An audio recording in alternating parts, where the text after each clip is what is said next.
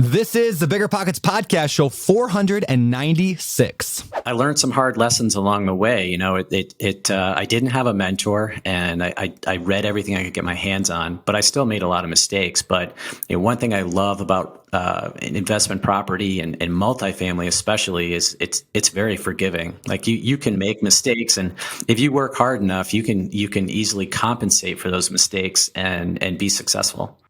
You're listening to BiggerPockets Radio, simplifying real estate for investors large and small. If you're here looking to learn about real estate investing without all the hype, you're in the right place. Stay tuned and be sure to join the millions of others who have benefited from BiggerPockets.com, your home for real estate investing online. What's going on, everyone? It's Brandon Turner, host of the BiggerPockets podcast, here with my co-host, Mr.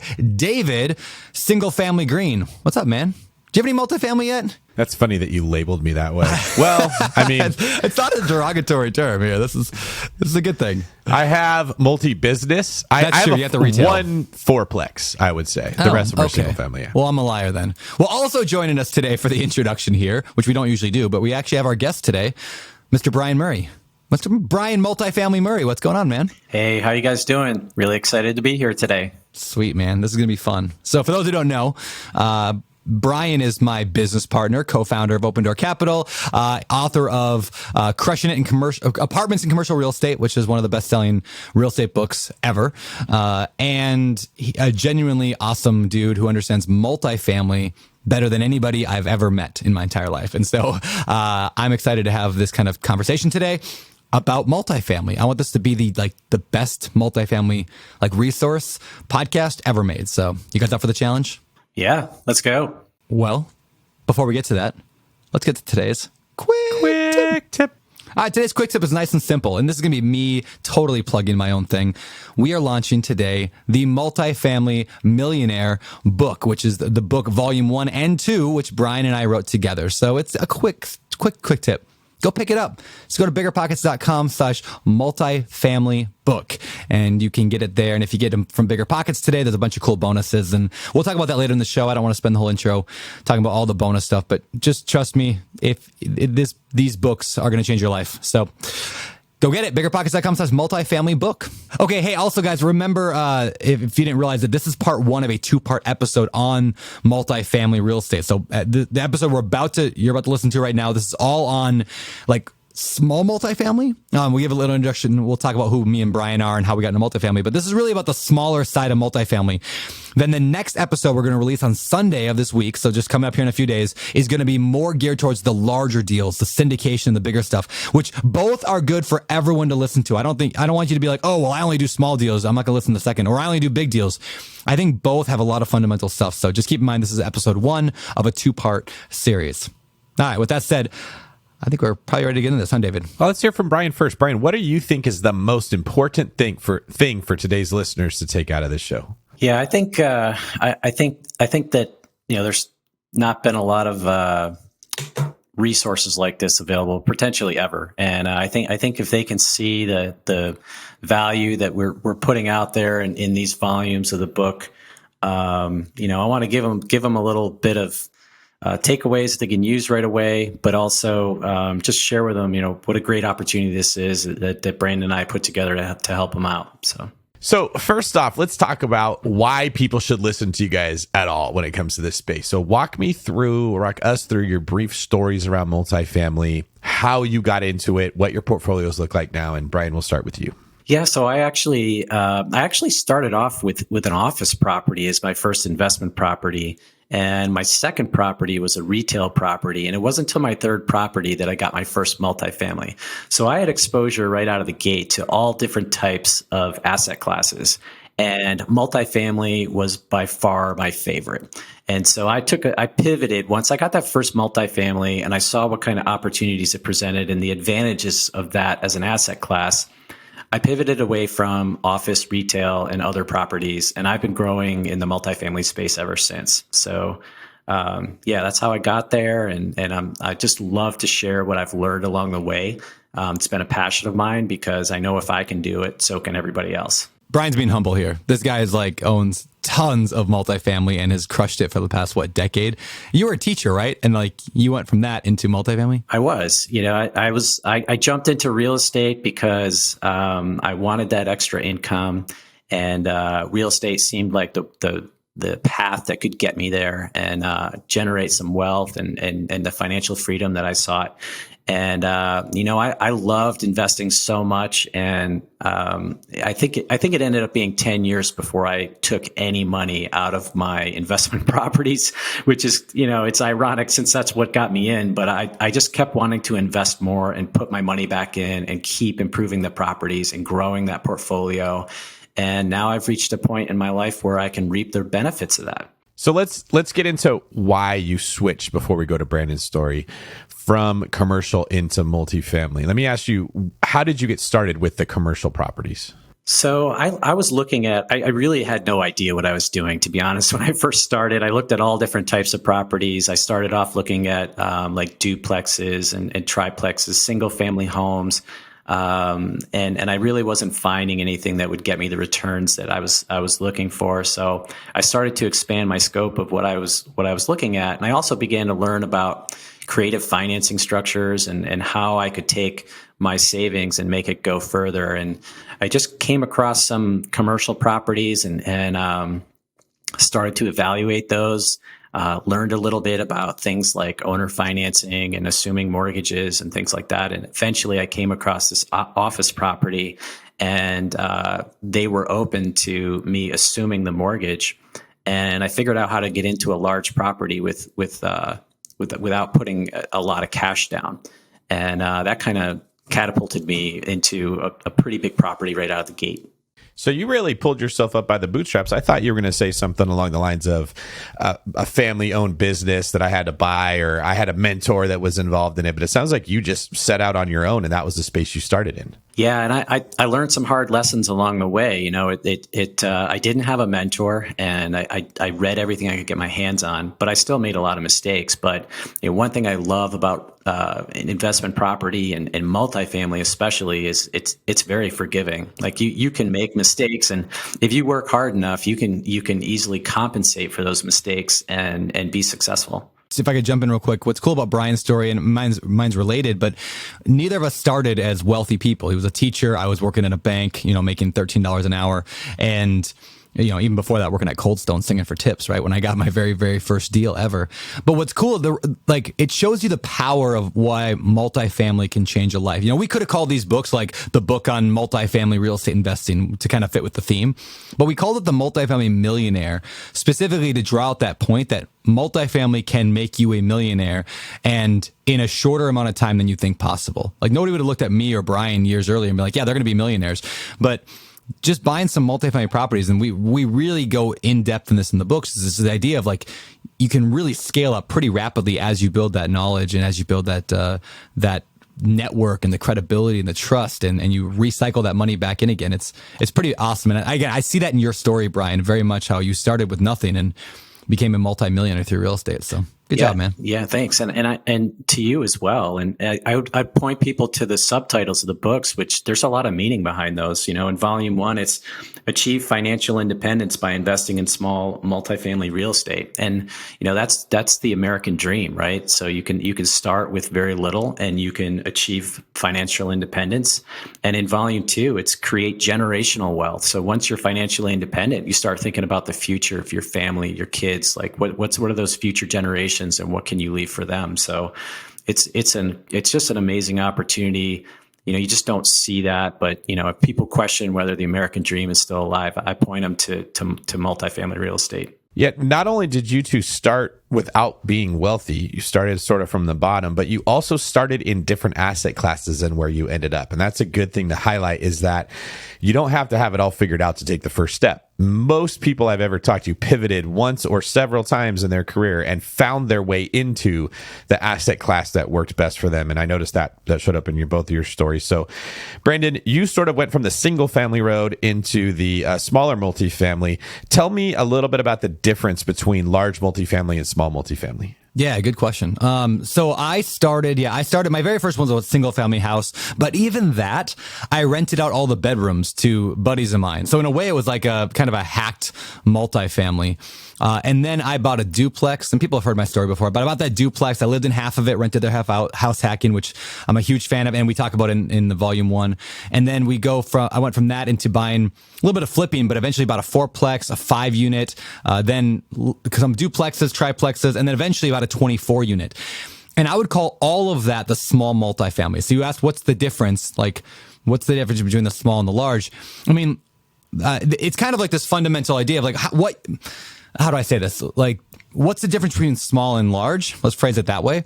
It's not a unit number necessarily. And in fact, when we wrote the 2 books, the 2 volumes, we struggled with that, right? Do you remember, Brian, we were like on Haleakala, like the big mountain here in Maui, and we're like driving up there to go do a bike ride together. And we're sitting there chatting about like, what if we wrote a book together? And we're sitting there going, well, this is what I'd write about. And Brian's like, well, this is what I think we should write about. And we realized there's 2 entirely different yet the same games here. Small multifamily is, I mean, like it's duplex, triplex, 4-plex, of course.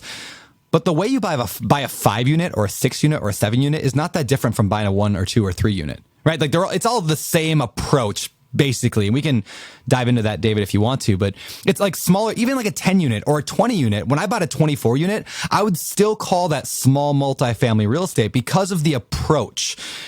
So like the approach was very much hands-on. I did everything myself. I would hire a local property manager or an on-site manager to take care of it. It's very much it's very me focused. I'm just doing this thing.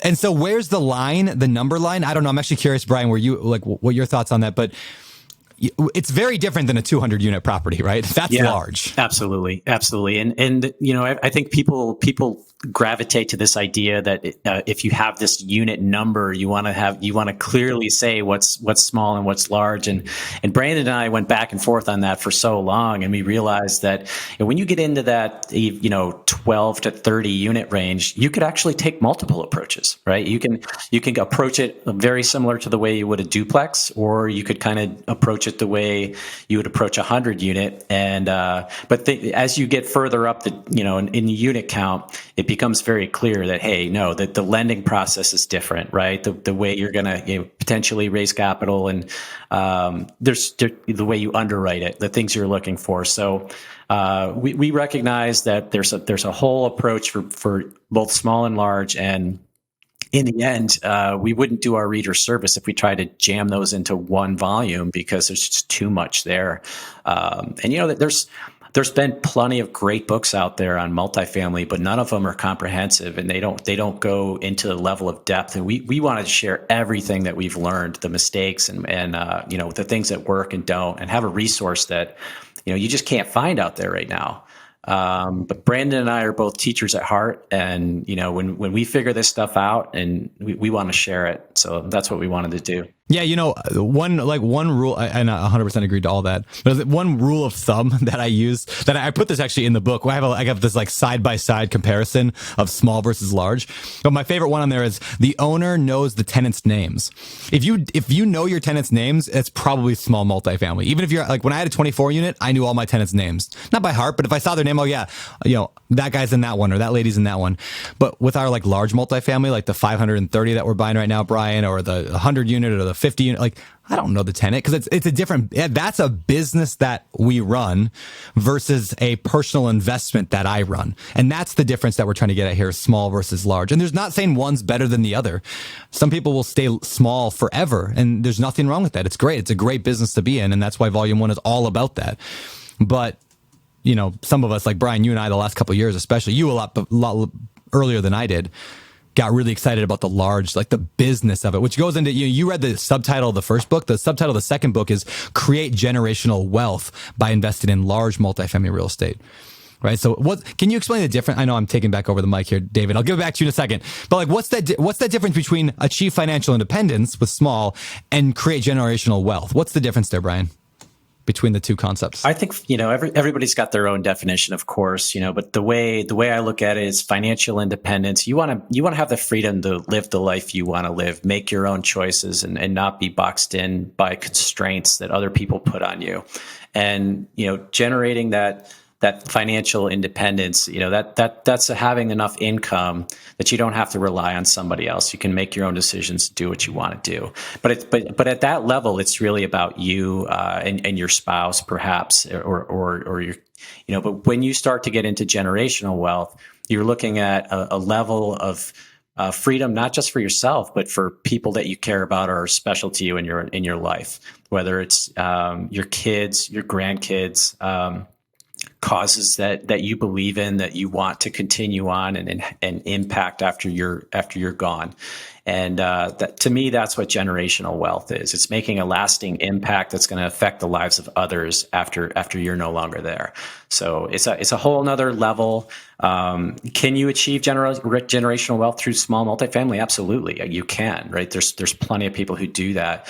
But certainly you can put your investing on steroids if you go bigger. And, I think that the real message there is you can do that if you choose to do it. It's not necessarily better or worse, but we want people to know that, don't be intimidated by those large properties, because it is within your reach. So to sum up what separates small from large multifamily, one thing was the way you manage it. Do you know your tenants' names, or do you have a person in charge of managing that? It was also mentioned financing. Are you just getting a loan yourself, or I'm assuming here, are you raising money as a larger group? Is that basically what your guys' stance is? Yeah, those are three of many, and it's a blurred line, right? There's you could treat a duplex the same way you treat a 200 unit property. You could create a syndication or raise money and get this you could treat a 2, 3, 5, 10 unit property. Just most people don't. Most people start in the small multifamily world of managing themselves, figuring it out. Maybe they hire a local property manager. They know their tenants' names, all that stuff. And then they eventually move into the larger. I'm curious, Brian, what do you think? Do you need to start with small and move up to large? Can you start with large? What's your thoughts on that? I don't think I've ever asked you that question. I've met plenty of investors who's been successful doing both. And it was eye-opening for me when I did that. But I have seen people jump in and start with a 70 unit or even 100 unit. And usually they surround themselves with people to help them do that, right? If you don't know how to do it all yourself, or you don't have experience, you have to compensate for that by partnering with the right people. So you can jump in and do that, particularly if you have a really valuable skill set that you can bring something to the table, whether it's the ability to find that great deal and that'll attract a lot of attention, the ability to be really personable and attract investors who want to bring capital to the table to help you pull the deal off. There's plenty of ways you can get in directly to large. I do think you're better off if you could find a way to build that foundation with small multifamily like you did, Brandon. I think you go into it better prepared overall to get a fuller picture understanding of the underlying concepts that are at play there. David, where do you want to go next? You want to go through the 7 steps? Yes, I understand we've got 7 steps that work for small multifamily, and I want to start. Brandon, we'll go to you for those. What is step number 1? Yeah, so step number 1 that I wrote down here, and again, my goal today, in this podcast as we were going through it, was to give you a step-by-step. Anybody listening to this show should be able to go out and buy a small multifamily property. That's my goal with this episode. So I broke it into 7 steps. So obviously I'm kind of leading a lot of the charge here on the small multi side because that's my strength, and Brian's leading the charge on the large. But hopefully we go, this becomes a collaborative effort with the 3 of us today. So step number 1 that I have here, I wrote commit to the process. What I mean by that is so many people I meet, I go to a local meetup or a real estate club, or I meet them in the BiggerPockets forums, or they come out and hang out in Hawaii, and they say they want to buy real estate. They say they want to buy multifamily. They're going to get into it. And then 6 months later, they haven't done anything. A year later, they haven't done anything. And so I know this is the least tangible of everything. And I harp on this topic all the time. I know, David, you do as well. But there's just a difference. And there's a difference between somebody who wants something and somebody who actually does it, right? Michael Jordan once said, some people want it to happen, some wish it would happen, and others make it happen. And so step one is like commit to the process, like commit to the game. Like I'm in this, I'm going to do it no matter what. And I'm going to alter my identity by the actions that I take regularly. Like this is not get rich quick. This is not, I'm just going to wake up one day with a bunch of multifamily. This is going to take a long time to build, but I'm in it and I'm committed to it. So I think just the first step has to be that commitment piece that says I'm in it. And a good way to do that is like, or to ask yourself if you're committed is, are you taking the time? Like if you told me you were committed to losing weight and then I went to your house and you're just eating like Twinkies and nachos on your couch watching Dancing with the Stars, I would assume that you're just a liar, right? Like if that's all you did every day, because your actions aren't backing it up. So if you say you're committed and you've been committed, but you haven't done any action in the last month or two or week, then there's some dissonance there, right? In your actions and in your intention. And then I would say it's more desire. So step one, I would say is commit to the process. Brian, what do you think on that? Absolutely. Agree 100%. In fact, we were talking a little bit before this podcast about I commented that there's a piece of bonus content that if you buy the books through BiggerPockets that you get access to, and it's about an hour-long conversation that we had on mindset.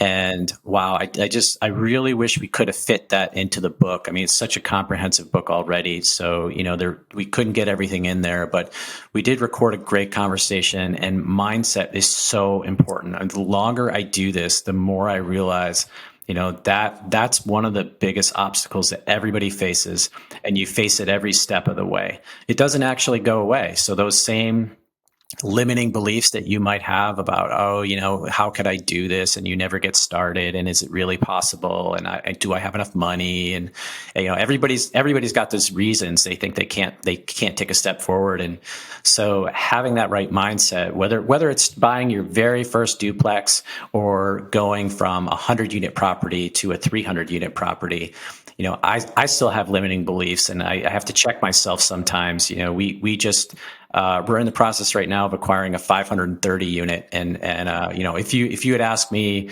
whether that was something we'd be able to do even 2 years ago, I would have scoffed at it. Right? I didn't think I could do that, and now I realize that was another limiting belief. When I do webinars for BiggerPockets, I have a slide that talks about what commitment is, because I think a lot of people think that they're committed, but we don't have a definition of what it is. And I love this definition. It's the state of being bound emotionally or intellectually to an ideal or course of action.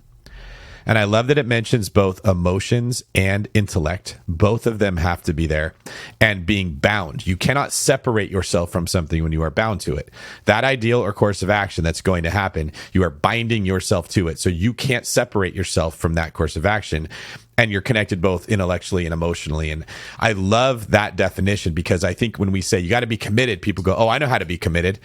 I've been committed to eating cereal every morning for the last 30 years of my life. I can do that.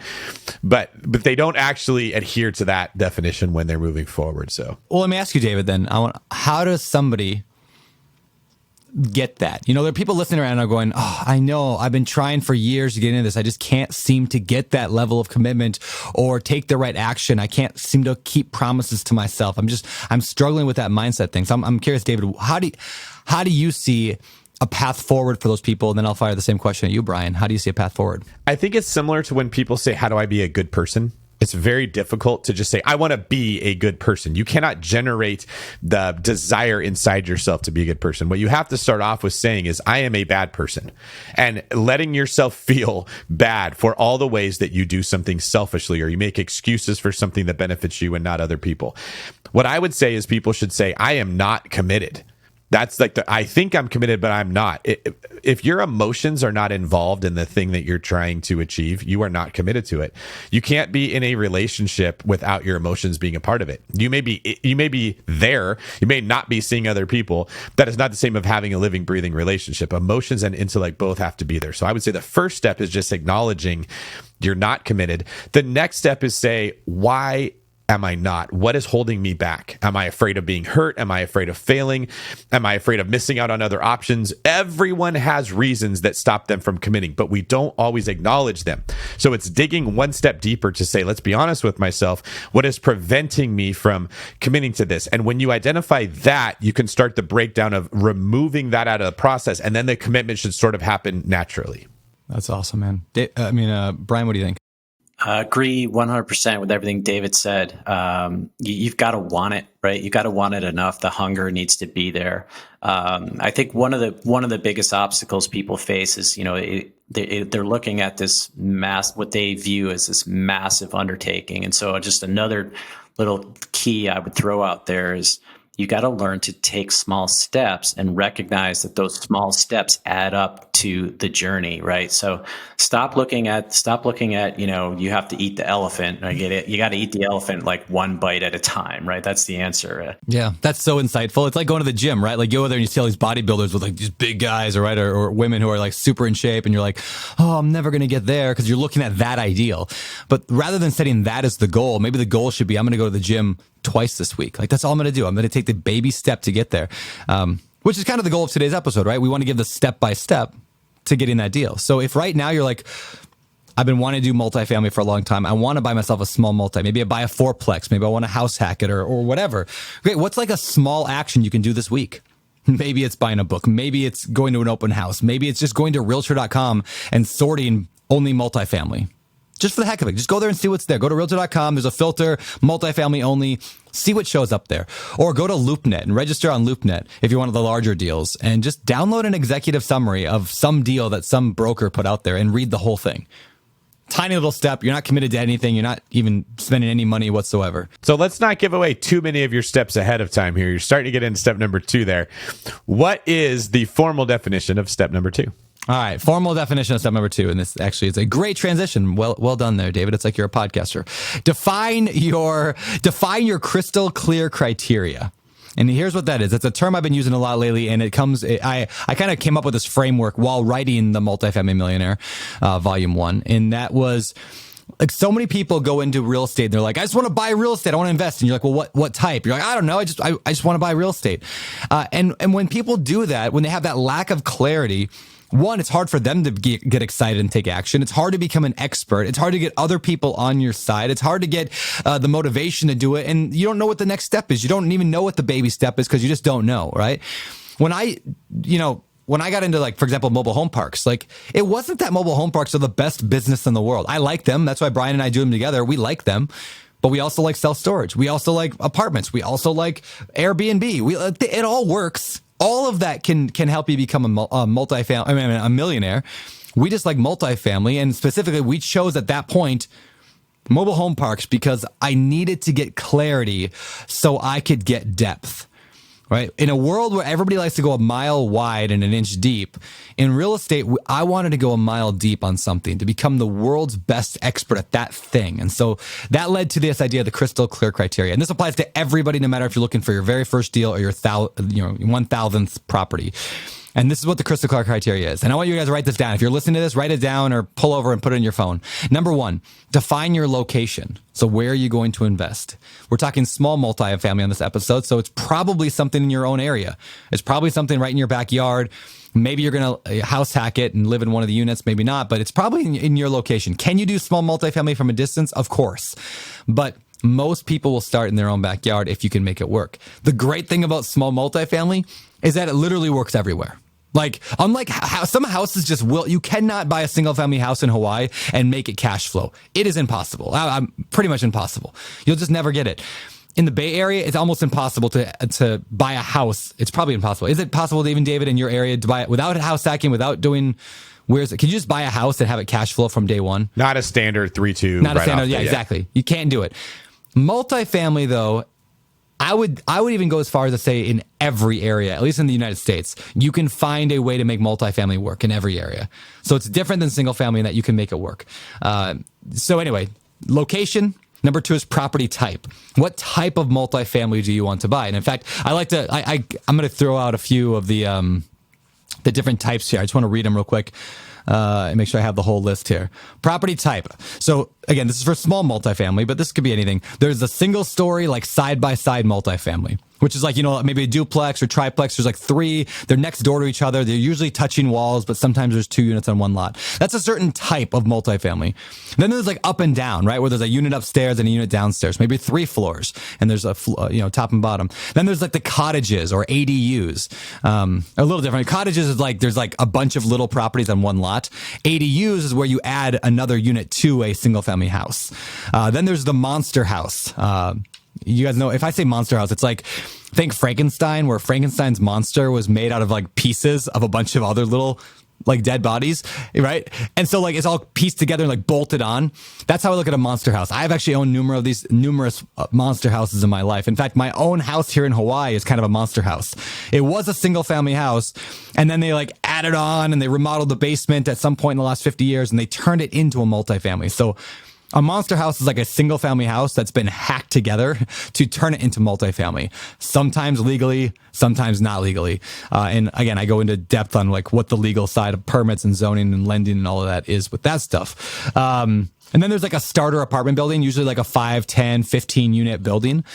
And then there's like a garden style apartment. And then there's the larger apartment stuff that Brian gets more into in volume 2. But the idea is like, what do you want? If you want the starter apartment, that 5, 10, 15 unit kind of like building, then go after that. Define what that is. But if you want a duplex and you want to live in half of it, then define what that is. But have a clear idea of what you're headed for. You can always correct course along the way. You can add more later. But right now, what are you going for? Anything you guys want to add on that one before I move on to the rest of the CCCs? I know I'm talking a lot here. Okay, so number 1 was location, number 2 is property type, number 3 is condition. That's self-explanatory. Do you want a fixer-upper, something that you can completely remodel, something that's already done, a new build? What do you want? Price range. We talk a lot about having a maximum purchase price, which you can work backwards to figure out how much can you afford to buy. But also, I think it's important to have a minimum purchase price. This doesn't get talked about enough. You know, like in our world of like the larger multifamily, we have a minimum right now of about $5 million. We don't want to buy anything under $5 million. Now, why would we say that? Because it takes the same amount of work to buy a $3 million property as a $10 million property. So like for me and Brian, we have a minimum. It's just not, it's not worth our effort to focus on the entire spectrum, but let's pick a range and go after that. And then finally, the last one is profitability, which means you should know what makes it a good deal. Now, when we get to the larger stuff, we'll talk about profitability different with Brian on the next episode. But when I look at profitability, I'm talking about like how much cash flow is this going to generate? So if you're house hacking, maybe it says, hey, your goal is to live for free. Or if you're going to buy a fourplex, maybe your goal is $100 in cash flow per unit. Or I want to make an 8% cash on cash return. If you don't know what those terms are, you can Google them, or you can go to BiggerPockets, or you can read them in the book. But having an idea of what makes a good deal allows you to decide, is this a good deal or not? So many people are like, well, I don't know how to find a good deal. And I'm like, well, what's a good deal to you? Well, I don't know. Well, let's start there. So again, the crystal clear criteria is knowing what location, what property type, what condition, what price range, and what would make it a good deal. What makes it profitable?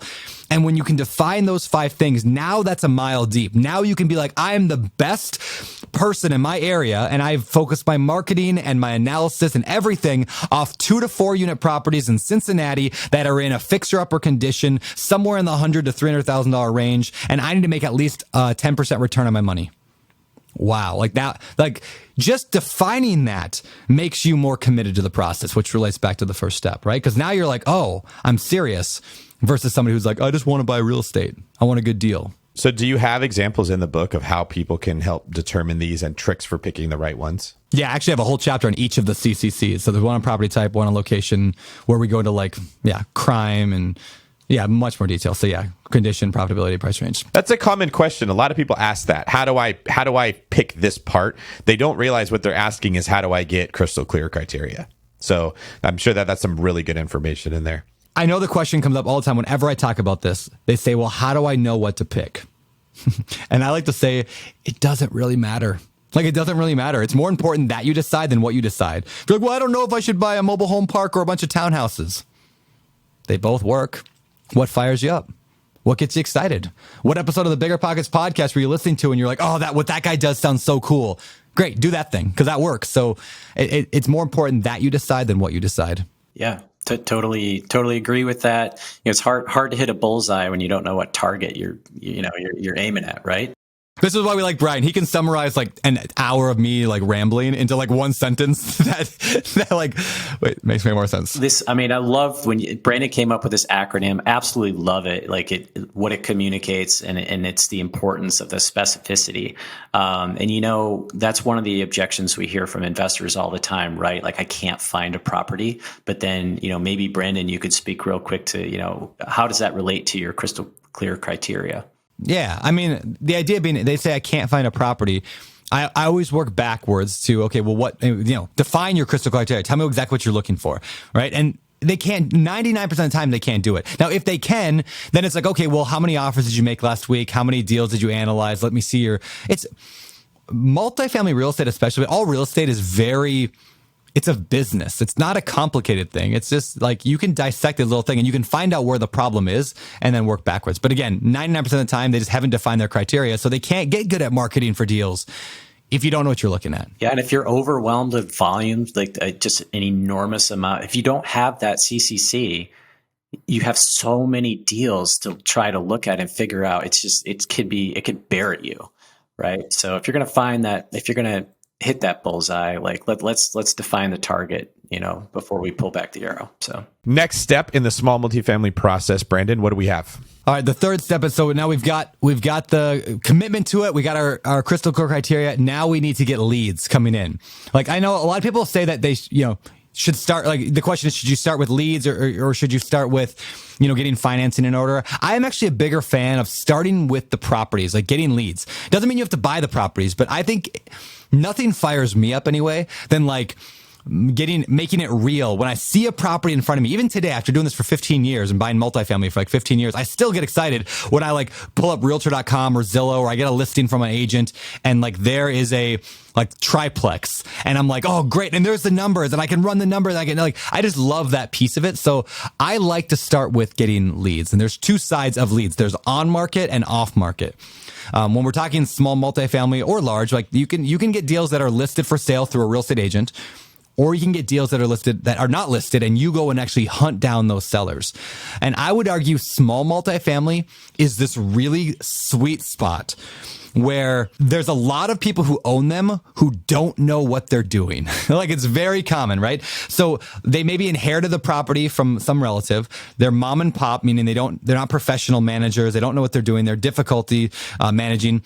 Small multifamily tend to attract, and I don't want to generalize, but I'm going to generalize. They tend to attract a lower income type of tenant, and lower income tenants tend to be a little more difficult to manage.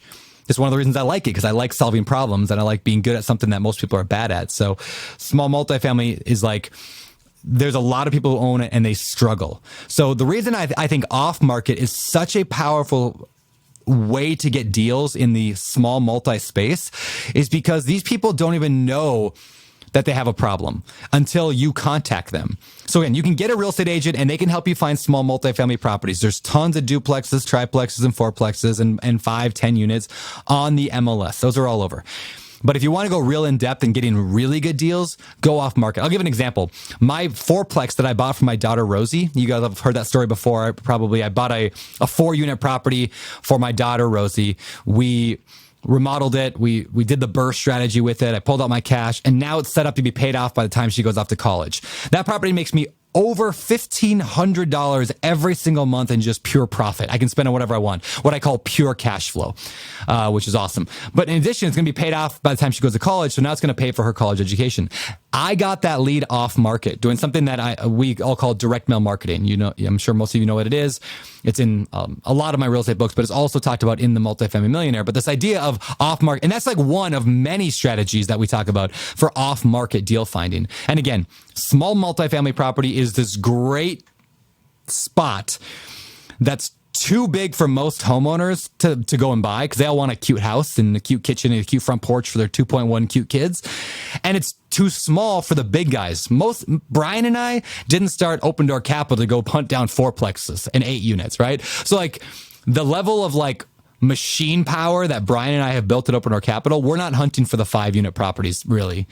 And so there's this really cool sweet spot that you can find great deals and get leads by going off market in that space, which means you're listening to this thing, you can find some awesome deals. Anything you guys want to add on that? Yeah, I would go so far as to say, from a process standpoint, if you're going to pick one area that you want to like have as your superpower or just knock the ball out of the park, it's generating leads. Because if you can find those deals, and that's what I love, Brandon. There's so many great tips in the book that people can take away to like find those deals, and both in volume 1 and in volume 2, whether you're looking for small multifamily or large, I mean, it's just chock full of ideas. And that's one way to really set yourself apart and get other people's attention. Yeah, the point I would add is when people are trying to figure, do I want to go off market or on market? The analogy I like to use is it's like saying, do I want to go catch a fish out of the river or do I want to go buy a fish at the store? It will be more expensive if you buy it at the store, absolutely, but it will be more convenient. And that would make more sense if you don't have fishing skills. Some people love fishing so much that they just want to go catch the fish. And it doesn't even matter that it's cheaper, but they enjoy the process, like what Brandon was saying, right? And other people love real estate, but they hate fishing. They don't want to have to like smell like a fish. They just want to go buy it right out of the store. The problem I find people get into is when they want the price of doing it yourself with the convenience of going to the store. And you just can't make that work. You have to understand whichever road you choose has its own pros and its own cons. Make peace with that, work with it, as opposed to trying to say, well, how do I get an off-market deal with the same little amount of work as if I could just go on market and I could find the property? You guys see any flaws in that perspective? I love the analogy. All right, cool. All right. So the next step here, once we've got leads, this kind of follows your lap funnel, Brandon. It has to do with making an offer and negotiating on that property. What can I expect to get out of your book when it comes to teaching me how to make an offer and how to negotiate? Yeah, good question. So yeah, making an offer is something that so many people are afraid to do. They're like, it's kind of terrifying, right? Because now it's commitment. Now you're really into the thing because now you got earnest money and now you got, all this other stuff in place. So anyway, point being, how you make an offer, I would say depends on how you got the lead. Is it on market or off market? On or off market? So an on market, meaning you have a real estate agent, the seller has a real estate agent. Your agent's going to help take care of the whole offer. In fact, this is one of the main reasons why I think almost every new investor, especially if you're getting multifamily, get an agent who understands real estate investing, who can help you with the process. I don't care if you're not going to hit a home run and that first duplex or triplex, fiveplex isn't going to be a home run and knock it out of the park. It's okay. It's just really helpful to have a guy like David Green going, watch about this thing. And hey, this is a good lender, or here's a little gotcha that they put in the contract. Super helpful to have that. And I will all day long encourage new investors to sacrifice a little bit of like a home run for the base hit, just getting into the game. I know, David, you said the same thing many times. That's a great point. You're not good at anything the very first time you do anything. So just make peace with that. And your basic goal is like, how do I just get on base? How do I not get hurt really bad? You're not going to knock the person out in your first punch of the whole fight. Now, you could get good enough to where eventually you do that. Like, I think Brian's at that level. Brian's got enough experience that he can pick and choose his battles, and he only swings at pitches that are going to be a home run for him. But you get to that point. You don't start at that point. Yeah. And in fact, I probably should have added another tip in here, but I will say this, and it's related to making an offer. And if you've been on a BiggerPockets webinar with me ever, or David, you know what I'm about to say. Every property has a number that makes it a good deal. Every single property out there has a number, no matter what it is. Now, that number could be negative in some cases, but every number, you could always work backwards from whatever your crystal clear criteria has for profitability. Like, hey, I want a 10% return or whatever your number is. Every property has a number you could figure out what purchase price you could pay for it. It's just math. So a lot of people get freaked out by this idea of making an offer. So I would first say, like, get really good at the analysis side. And when it comes to small multifamily properties, like in the book, I walk people through the 4-square method on how to do that. I walk people through exactly how to run those numbers. But you could also, use BiggerPockets calculators. They are designed for single family and small multi. I'll be the first to admit the BiggerPockets calculators are not good if you're trying to buy a 75 unit apartment complex with syndication and a 70-30 split and a waterfall, right? Like all that, you're going to want to read, a book on multifamily, large scale, like the Multifamily Millionaire Volume 2, because that's more in depth. But BiggerPockets calculators are great for the small stuff. So just get that number, get good at that part. And once you're so confident with analyzing a small multifamily and knowing exactly how much you could pay, it takes so much of the fear out of making that offer and, going after it. So anything you want to add on that, Brian? I think the only thing that, I'd add is just, this is another example of where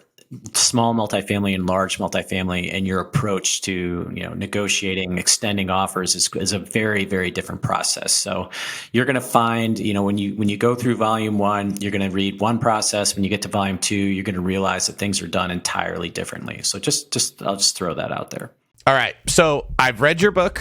I've made an offer. I successfully negotiated this thing. I'm happy. I go give a review on Amazon because I'm so grateful for what Brian and Brandon taught me. Now I'm married. Congratulations. And I get to start the fun part of real estate investing. Not. It's the management, right? This is the part where everybody tends to sort of lose steam when it comes to, it's always fun to hunt the animal and you've got it and now you got to clean it and continue to do so. So what advice does your book give me on managing the property? Yeah. One, I have an entire chapter in there, obviously, on managing, on the managing side. But again, this is a split between small and large. If you're talking small, you're probably either self-managing or you are hiring a local property manager. I would actually highly recommend the local property manager. If you, instead of self-managing, I think there's a lot of value to self-managing and knowing how to do it. But I've been saying this thing a lot lately, or I've been thinking about this concept. I might even put this in a book someday in like its own chapter. But so many times in life, and I think, David, you'll like this one.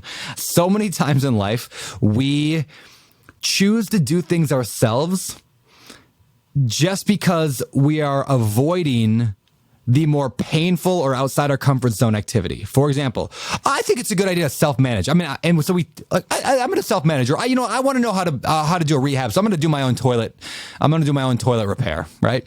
Because we think what we're actually avoiding is the harder work of stepping outside our comfort zone and being a leader and being a manager and having systems and having processes. And so I would just encourage people, if you're going to manage yourself, nothing wrong with that. I still manage some of our own, kind of in-house. We built our own in-house management company.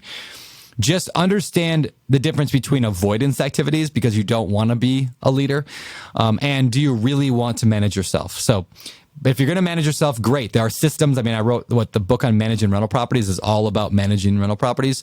And there's, again, in the Multifamily Millionaire, both books have instruction on how to manage.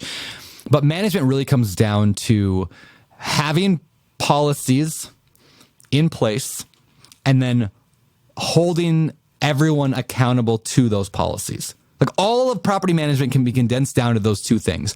Have policies and hold everyone accountable to them. It's so much easier when you do that. Like, it's the expectations things, David, you always talk about. If you set the expectations first, this is what it looks like between a tenant and a landlord, and then you hold everyone to that.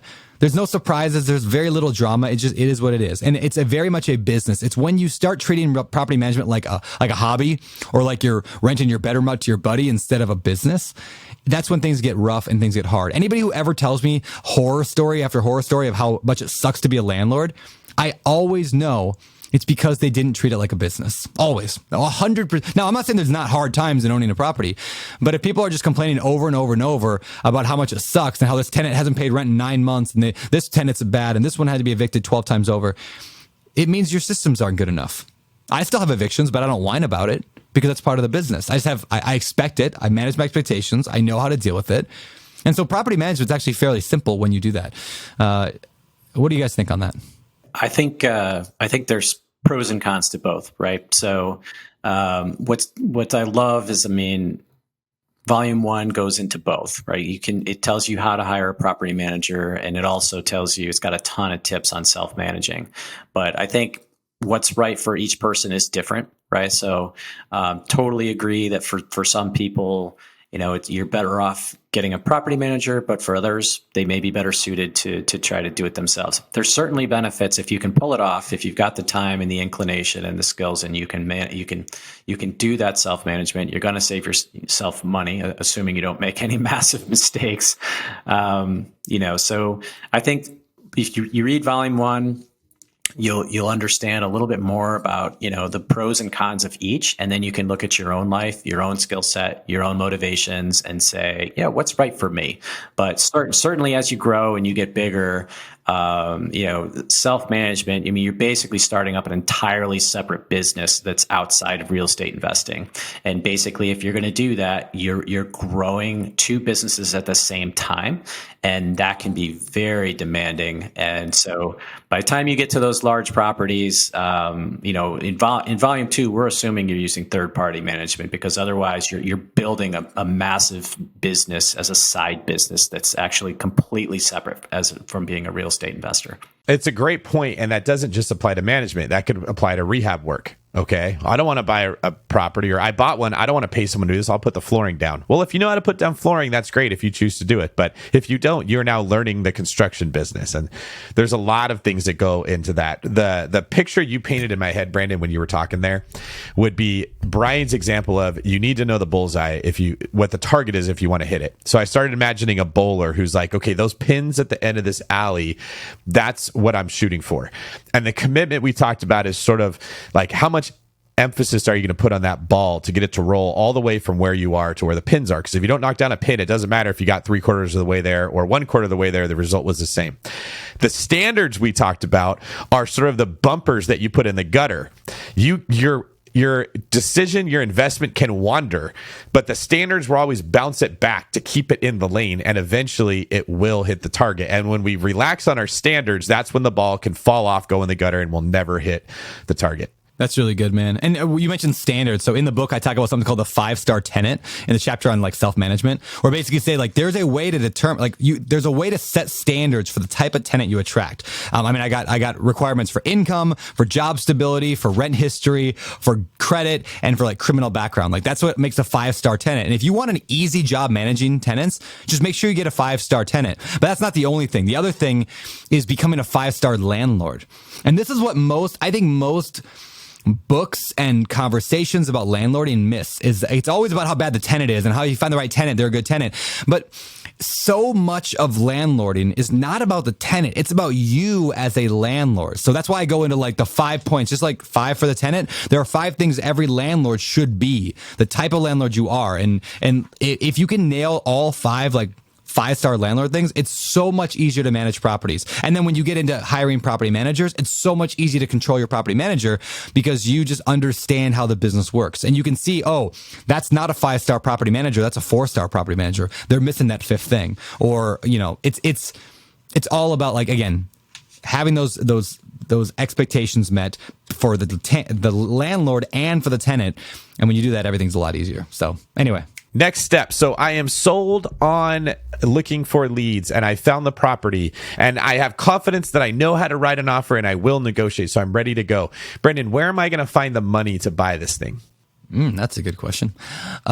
There's a place called a bank, and if you go in there and rob it, you can make a lot of money.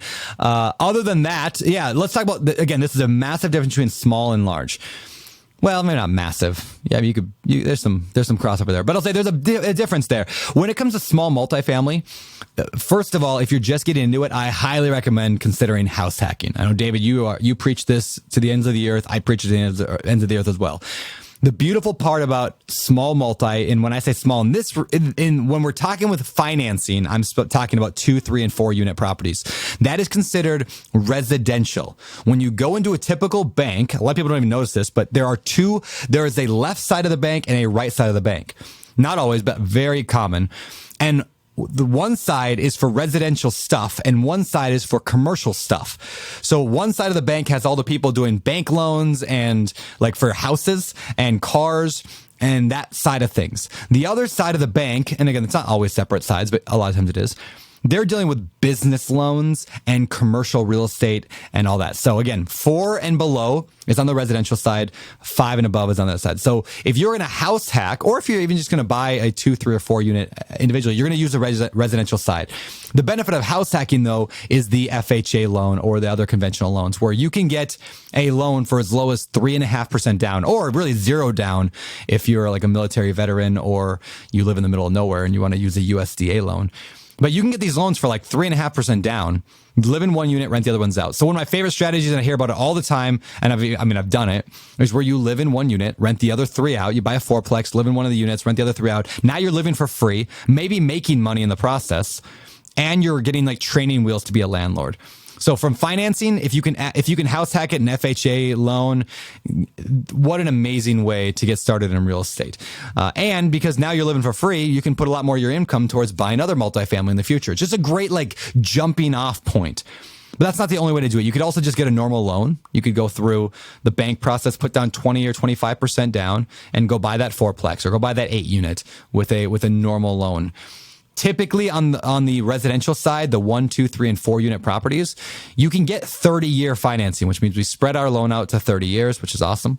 But on the commercial side, obviously, and we'll talk about that more in the next episode, the loans are a little bit different. So something to know about there. Anyway, and there's also creative stuff. Sorry, I was just going to say there's creative stuff too. I mean, I wrote a whole book on creative strategies, but I put a bunch of them into volume 1 of the Multifamily Millionaire, like some of the creative strategies that work well for the small deals, things like seller financing and lease options and all that. We should highlight, I think a lot of people hear house hacking and assume it's what Brandon just said. Buy a triplex, live in one unit, rent out the other 2. That is house hacking in the multifamily model. But house hacking is a more broad term that can be used. You can house hack single families. You can house hack single families in different ways, right? You can rent out rooms. You can rent out an ADU. It's more of a principle of renting out a part of your property than it is just buy a triplex and do it this way. But I do think multifamily it's sort of the easiest way of every way you could house hack as far as the least amount of work required from you and the simplest to accomplish. And most spouses are more okay with having somebody in an ADU or like a separate part of your house or downstairs or upstairs than having them in the bedroom next door to you. It's difficult to convince your wife, hey, honey, let's go have a random stranger move into the bedroom next door to us. Like, that's weird, right? But buying a duplex and having them live in half of it, most spouses would be like, okay, I understand the sacrifice for this, but it's not that big a deal. I mean, I literally do it here in a $2 million property in Maui, which is something I should say. It's not like when people think house hacking or buy a duplex, they think crap property. They think I got to go buy some dumpy D-class property in a D-class area and my tenant's going to be doing meth out of my garage. I live in a super stupid nice house in Maui with an ocean view and pool and all that. And Ryan Murdoch, one of my partners at Open Door Capital, he's in the back. Like, he literally rents from me back there. And then I got a downstairs area that I rent out. And so it does, I guess, just get that out of your mind that house hacking has to be a dirty thing. It's very much, there's nice properties with extra units or ADUs or whatever that you can live in and reduce your expenses. Doesn't mean you're living for free, but you can live cheaper. So yeah, house hacking is a great way. So Brandon, there's 4 chapters I thought I should share with everybody. There's actually 4 chapters in volume 1 on how to finance. And what I love about that is, completely dispels the myth or, that obstacle that so many investors cite to say, if I don't have a lot of money, I can't start investing, right? So there's creative financing opportunities in there. There's the ones you just mentioned, and there's others. And I mean, anybody who reads those chapters is going to realize they have so many different ways that they could approach it and actually get that first property financed, even if they don't have a lot of money. All right. Well, I think that stops a lot of people from moving forward. So I'm glad you guys put in some content, a chapter on this financing component, because, man, just the other day, 2 days ago, I was at my chiropractor's office, and he's a little bit younger. He just got out of, medical school or what they go to.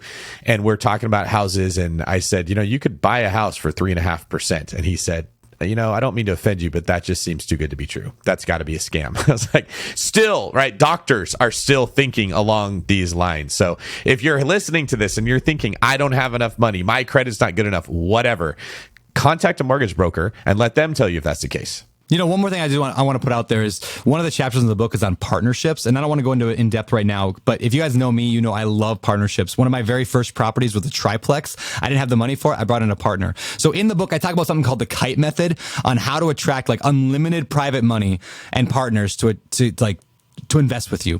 So if you follow the right principles and guidelines, on how to get other people to partner with you, you can literally build a massive empire using none of your own money. It's totally doable. And then there's the burst strategy we talk about in there as well. So all that is doable. So yeah, like Brian said, dispel the myth that you have to have a lot of money to get into multifamily. It's just not true.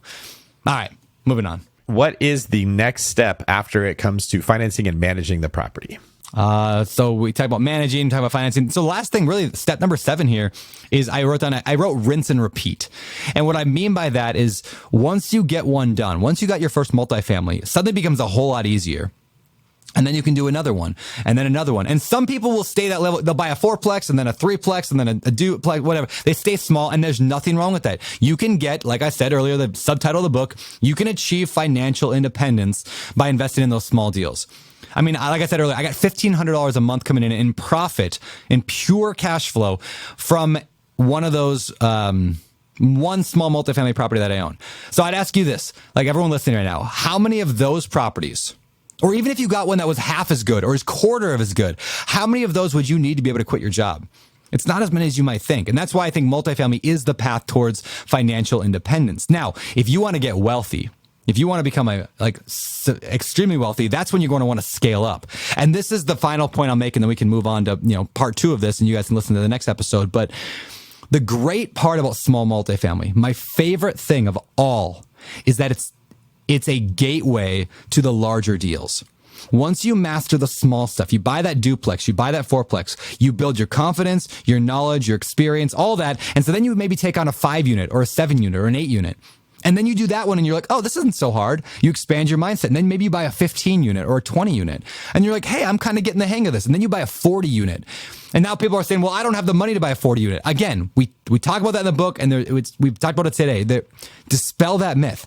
Because now you've got momentum on your side. And that's the thing people don't realize is once you start getting into bigger deals, you got momentum. And you got a lot of people out there who want to invest their money in your deals. And if you know how to pitch them right, you can scale up pretty rapidly. And that's when you make that shift to the larger deals. So the analogy in the book I use is this. Super Mario Brothers. You guys remember Super Mario Brothers? The original Mario Brothers on Nintendo, right? My favorite game ever. So you start on level 1-1, and then you go to level 1-2, and then 1-3, and then 1-4. And at the end of 1-4, you go to level 2-1, 2-2, 2-3, 2-4. And there's 8 levels, each with 4 of these sub-worlds. So in total, 8 and 8, 16, 32. There's 32 levels in the game.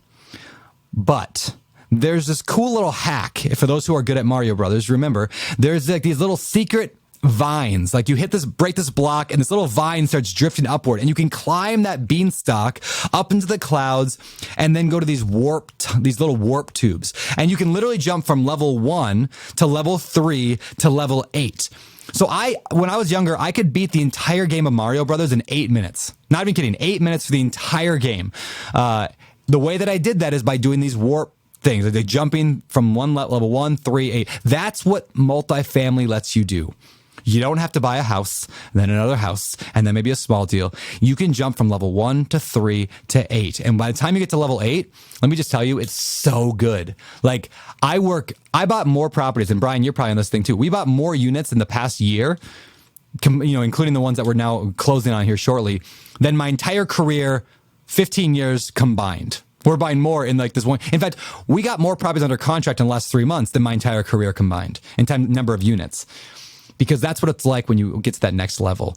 And that's where we lead into volume 2 of the book, is how to grow that and how to scale that business. What does level 8 look like? So anything else you want to add on that before I kind of move to the close? Brandon, one of the concepts that you go over in the book is the stack method, which I think is fantastic. And that's really what you're talking about here, right? I mean, so I don't know if you want to share a little bit about the stack method. Yeah. I mean, and it's basically that concept of you buy a small property and then you buy a significantly larger one and then a larger one. And like, let's say you bought a duplex this year, next year you bought a 4-plex, then the year after an 8-unit, then a 16, and then a 32. At the end of 5 years, if you just doubled each year, you're never going crazy. You're never going from 0 to 100. You're just accelerating exponentially. And so the beauty of that is you're never going crazy. You're never like going super risky. Like you're building knowledge, confidence, motivation, momentum the whole way. But within 5 years, you can have enough properties to quit your job. Maybe in 3 years. I've seen people do it in 2 years. And that's the power of multifamily. And so that's where the stack comes in. And there's a whole chapter on that in there. And I love that concept. And that's where the later parts of the stack, you start just rapidly growing your portfolio to the point where you're making millions of dollars every year in cash flow or in equity. And over time, that just gets better. So yeah, I love this. I love this stuff. Multifamily is so fun. We can tell the passion you have is clearly coming across the mic, Brandon. I think you're making me want to read this book. That's called dominating. Okay, good. I'll send you a copy. I might even sign it for you, David. You never know.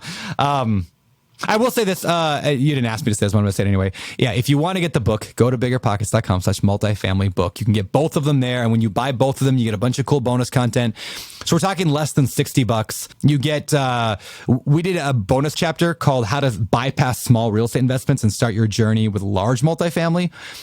We did something, Brian wrote a super good white paper on investing in a post-COVID world. We did that thing you mentioned earlier, Brian, where we talked to my performance coach, Jason DeRees. The three of us sit down and talk for an hour about the mindset, how to shift your thinking and 10x your results. And then we did a 2-hour video with Ryan Murdoch called No Money Multifamily. It's on how to do multifamily with no money. And then another video I did with two of my guys from Open Door Capital that work with me and Brian, who are both getting into their first small multifamily deals. So Mike Williams and Micah Kabagbeg both talk about how they've gotten small multifamily deals in a super expensive market, plus a raising money pitch deck and a bunch more. So all that you get when you get the book. So I think you guys will like it. Again, biggerpockets.com/multifamily book. You can get it there. Anything you guys want to add on that?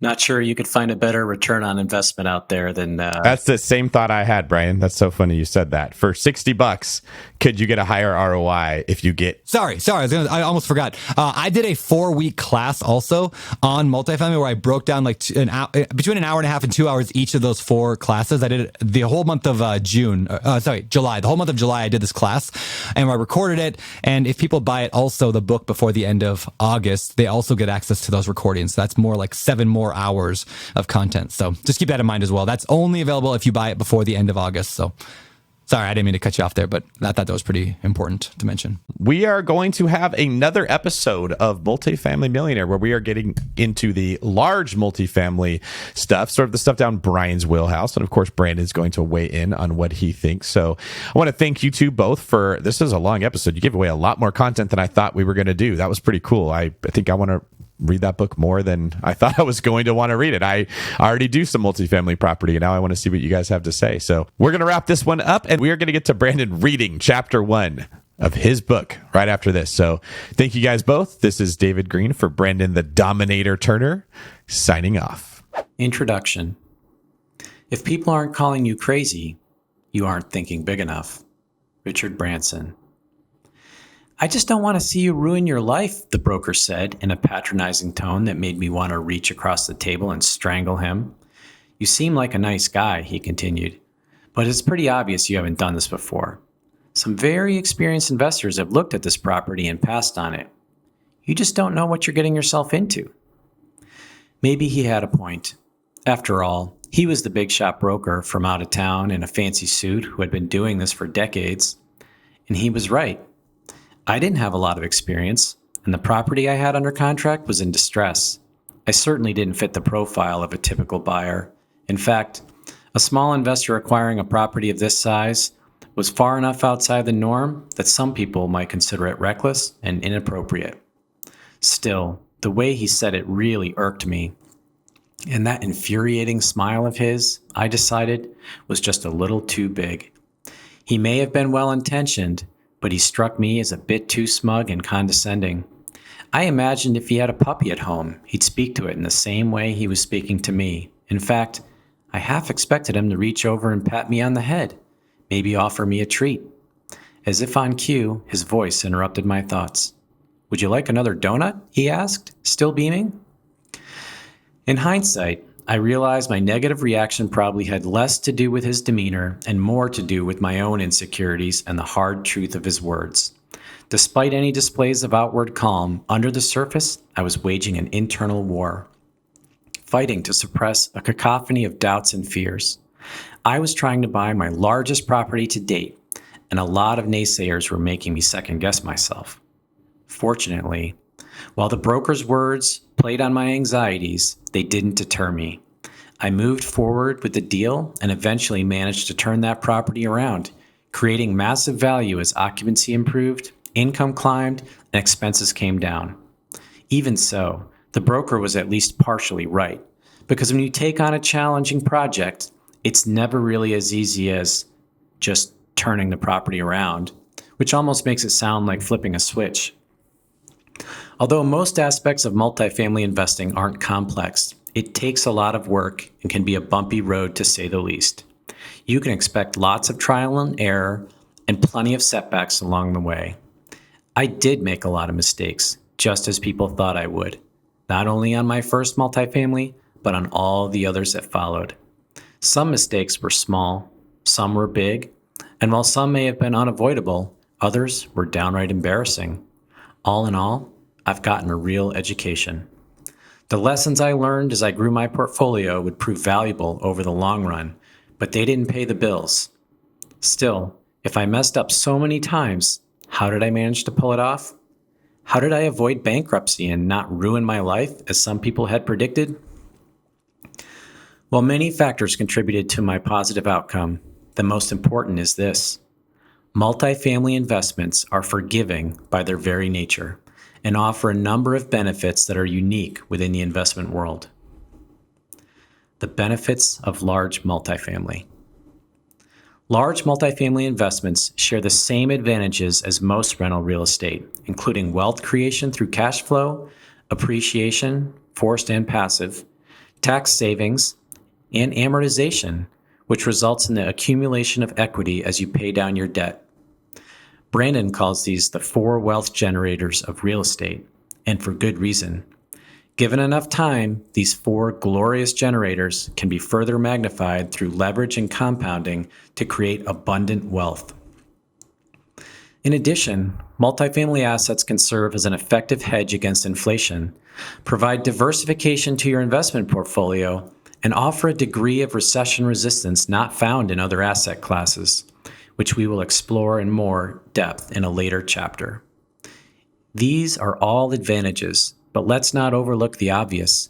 The benefits you can realize by owning investment real estate are directly proportional to the size of your holdings.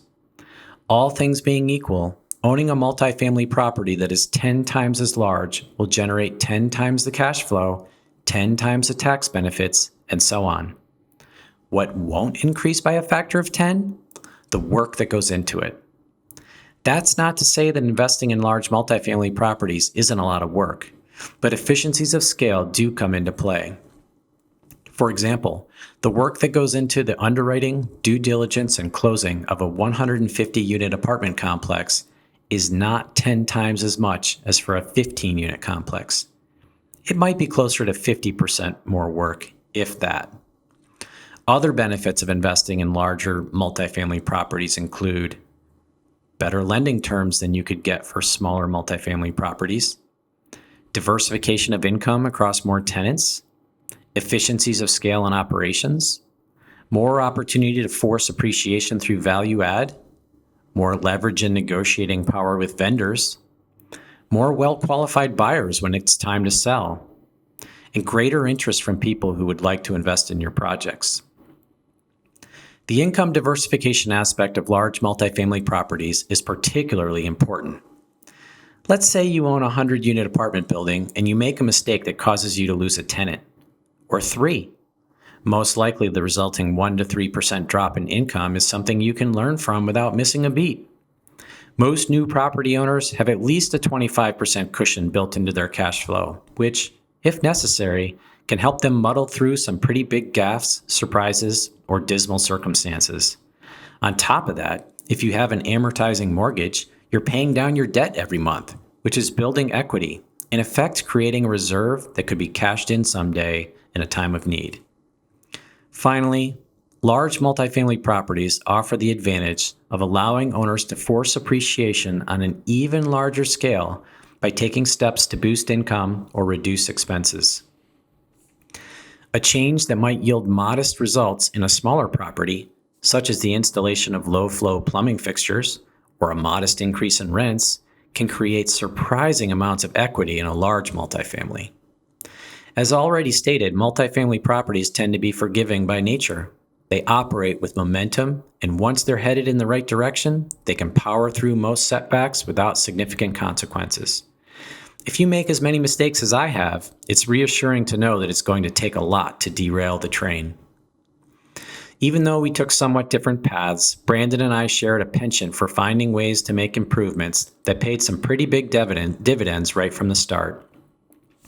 We both overcompensated for our blunders by constantly identifying problems and coming up with solutions, unlocking value by fixing things, improving things, making them more efficient. It might be something as simple as installing higher efficiency light bulbs, or it might involve mustering up the fortitude to deal with unsavory situations. We have both tackled problems that would make most people's skin crawl, all along showing lots of love and attentiveness where before there was neglect. This value-add approach turned out to be one of the keys to surviving and then thriving for both of us, especially early in our investing careers.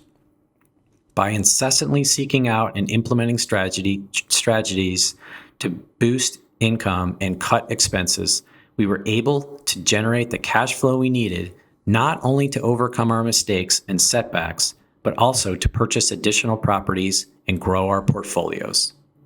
After we added enough value to a property, we would refinance it, pull out the cash to do more deals, which in turn continued to fuel our growth.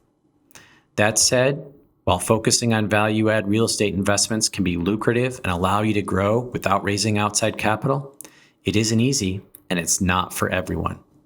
Over the years, as Brandon and I have grown our respective portfolios and expanded geographically, we've both learned how to invest more passively by relying on the knowledge and experience of partners and third-party associates to get things done.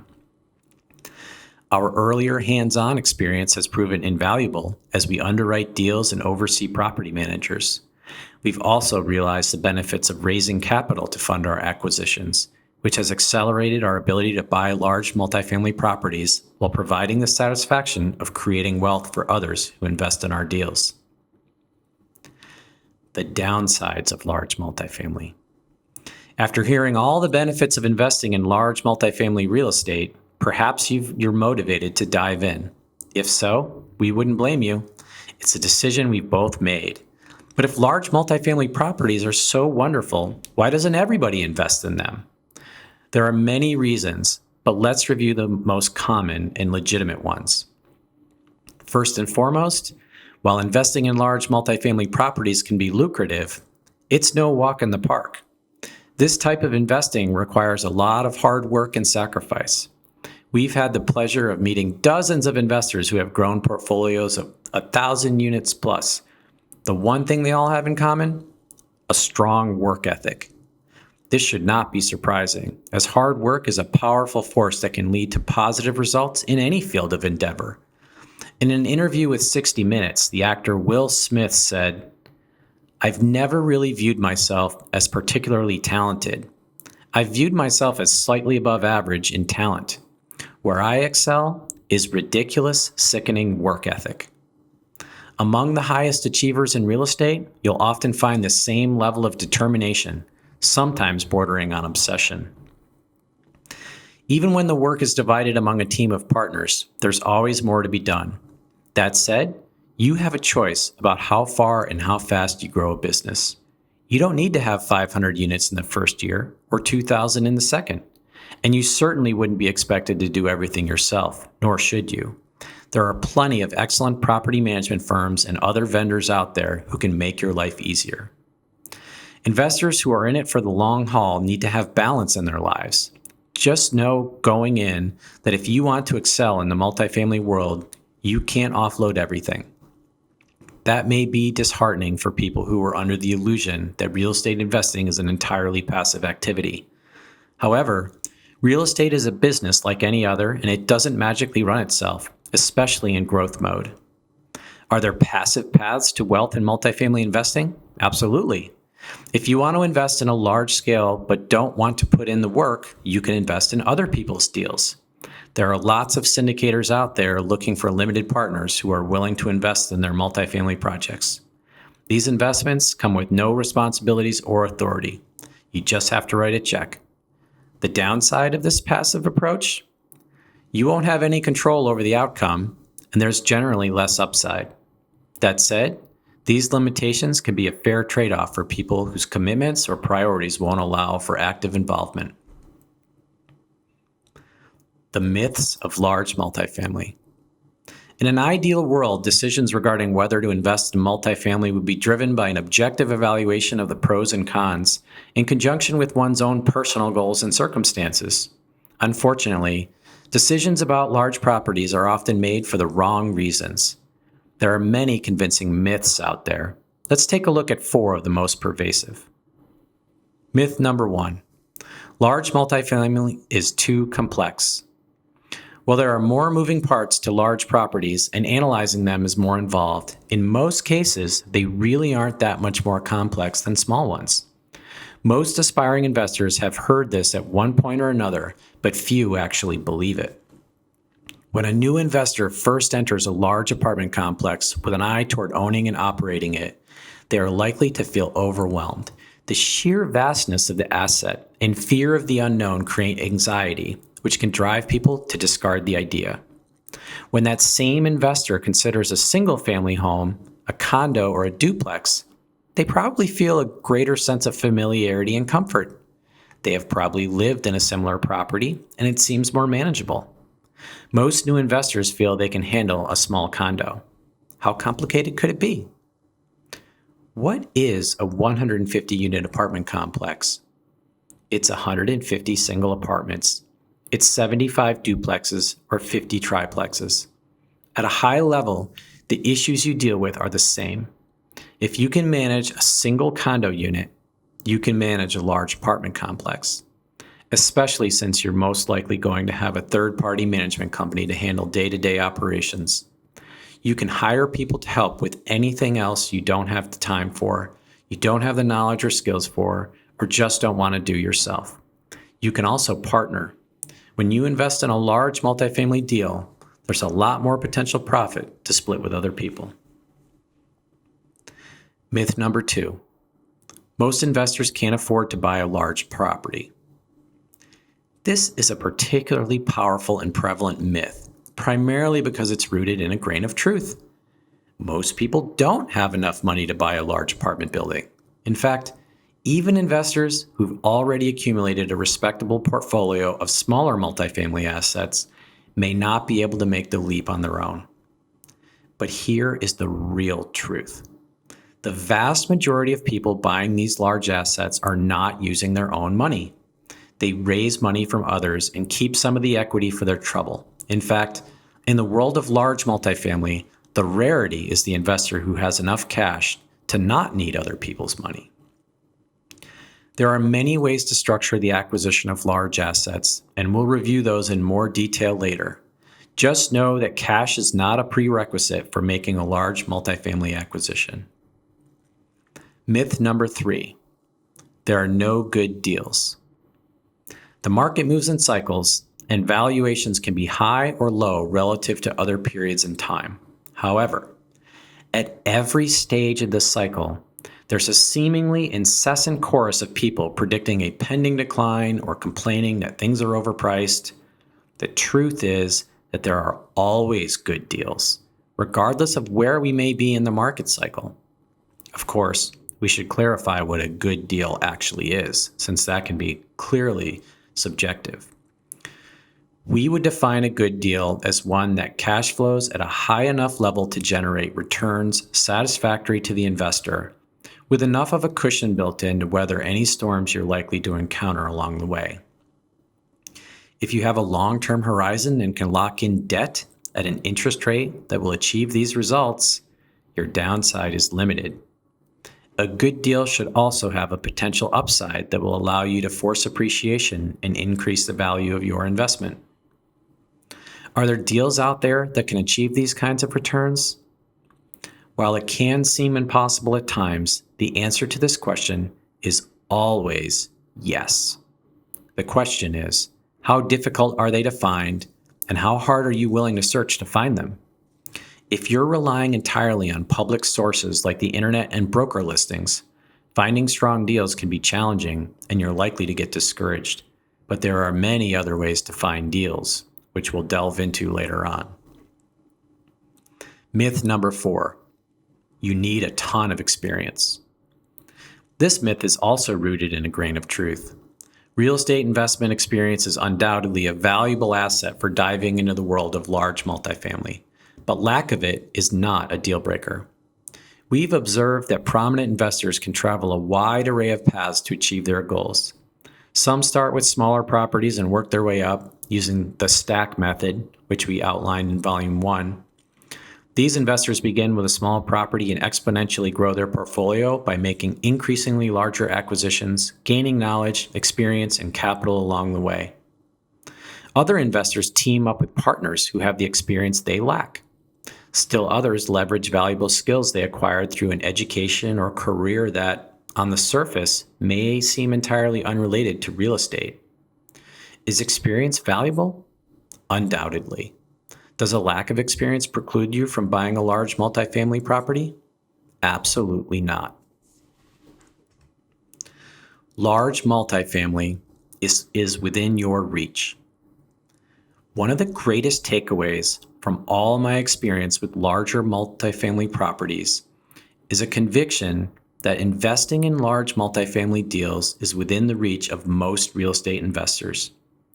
There are ways to overcome any limitations you may face, as well as the mistakes you'll undoubtedly make. If you currently own rental real estate or have owned rentals in the past, you're almost certainly laid a solid foundation for moving up to larger multifamily properties. Everything you've learned and experienced will improve your chances of success. What if you haven't owned rental real estate and are just getting started? You'll need to dig in and really educate yourself, a process that, by the way, you should never stop. If you haven't already done so, read Volume 1 of the Multifamily Millionaire, then read this book, then go back and read them both again. You'll also need to network and build relationships because going it alone as a newbie is a recipe for disaster. You'll need to do a ton of work and take on the things that others aren't willing to. However, if you're determined enough, patient enough, and prepared to do whatever work is necessary, becoming a large multifamily investor and creating generational wealth is almost certainly within your reach. In the first volume of the Multifamily Millionaire, we discussed a common problem. Many real estate investors stay within their comfort zone for far too long. They get comfortable with their small portfolio or with no portfolio, and although their heart and soul yearn for growth and expansion, they stay small because their fear speaks louder than their ambition. This book is designed to be an antidote to fear. We want to arm you with the detailed, tried, tested, and true knowledge you need to rise to your full potential. A decade ago, I didn't listen to Mr. Condescending Smile. Instead, I stepped away from my comfort zone and discovered an incredible life on the other side. May this book be your guide as you take your business to the next level, toward becoming a multifamily millionaire and creating generational wealth. Key takeaways. Before deciding to invest in large multifamily properties, you'll need to weigh a number of advantages and disadvantages. Common myths about large multifamily real estate are that it's too complicated, the properties are not affordable, there's no good deals, and you need a lot of experience. All of these may have a grain of truth, but are simply challenges that can be overcome. Despite what many people say or believe, investing in large multifamily deals is within the reach of most small real estate investors. River Apartments, Part 1. I still remember the phone call. The CEO of a real estate investment firm was going to be in town soon and wanted to meet me. His company owned River Apartments, a 115-unit multifamily project in the area, and they decided it was time to sell. Hopefully to me. The call was not entirely unexpected. The multifamily property in question had caught my attention several years earlier, so I had reached out to see if they might be willing to sell. When they said no, I continued to reach out every 6 months or so. The message was the same every time I checked in. No, and if we change our mind, we'll let you know. Well, true to his word, the CEO was now letting me know. It can be difficult to find good multifamily deals, so I make it a point to plant seeds like this all the time. When the owner of a property I'm interested in eventually decides to sell, I'll be the first one they call, and I can reap what I sowed. It's worked for me before, and it worked again this time. During my meeting with the CEO, I discovered that the property was an affordable housing project that was currently operating under a contract with the U.S. Department of Housing and Urban Development. This meant that the government was subsidizing the rent to help the residents afford their housing in exchange for the property owner. The property owner was subject to a wide range of operating restrictions, inspections, and reporting requirements. However, the CEO explained that the contract was about to expire. Knowing the local rental market, I thought that converting the apartments from HUD to market rate housing could be a great opportunity to unlock some value. Soon after our meeting, I entered into negotiations and started doing some preliminary underwriting. What I found wasn't pretty on the surface. Staffing was literally double what it should have been for a project this size, and maintenance costs were exorbitant beyond reason. The CEO acknowledged that there was plenty of opportunities to cut costs and used this angle to try to persuade me that there was upside potential, something that I was already sold on. He explained that his company was ready to pull up stakes in the area and wanted to make a deal soon so they could redeploy the proceeds to another project that they had lined up. He encouraged me to look beyond the numbers, which were ugly. As it turned out, the seller didn't know the half of it. Things were worse than either of us could have imagined. Since the property was local, I asked around. Eventually, I tracked down some of the contractors who were routinely doing work there, one of which I had an excellent relationship with. It was a painting contractor who gave me the first clue as to what was really going on at River Apartments, and it was shocking. What a mess this project was. Why did I like this property again? It was about to become a lot harder to remember. To be continued. You're listening to BiggerPockets Radio, simplifying real estate for investors large and small. If you're here looking to learn about real estate investing without all the hype, you're in the right place. Stay tuned and be sure to join the millions of others who have benefited from BiggerPockets.com, your home for real estate investing online.